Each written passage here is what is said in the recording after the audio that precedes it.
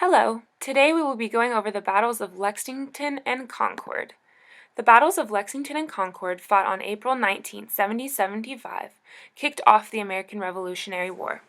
Tensions had been building for many years between residents of the 13 American colonies and the British authorities, particularly in Massachusetts. Starting in 1764, Great Britain enacted a series of measures aimed at raising revenue from its 13 American colonies.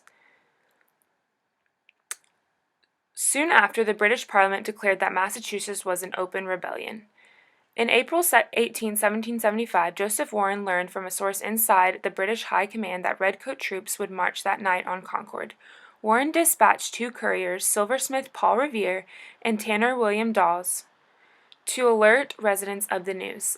They first traveled by different routes to Lexington, a few miles east of Concord in Massachusetts, where Revolutionary leaders Samuel Adams and John Hancock had temporarily holed up. Having persuaded those two to flee, a weary Revere and Dawes then set out again. On the road they met a third rider, Samuel Prescott, who alone made it all the way to Concord. Revere was captured by a British patrol while Dawes was thrown from his horse and forced to proceed back to Lexington on foot. At dawn on April 19th, some 700 British troops arrived in Lexington and came upon 77 militiamen gathered on the town green. The heavily outnumbered militiamen had just been ordered by their commander to disperse when a shot rang out. To this day, no one knows which side fired first. The British then continued into Concord to search for arms, not realizing that the vast majority had already been relocated. They decided to burn what little they found, and the fire got slightly out of control. The British first fired but fell back when the colonists returned to the volley. This was the shot heard around the world, later immortalized by poet Ralph Waldo Emerson.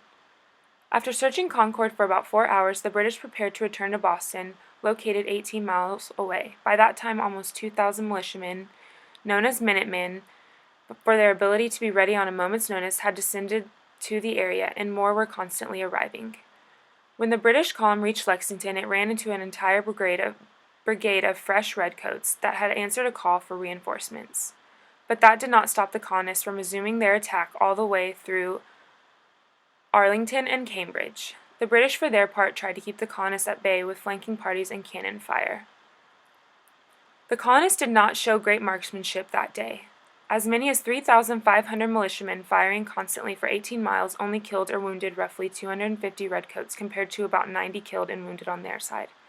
Nevertheless, they proved they could stand up to one of the most powerful armies in the world. News of the battle quickly spread, reaching London on May 28th. By the following summer, a full-scale war of independence had broken out.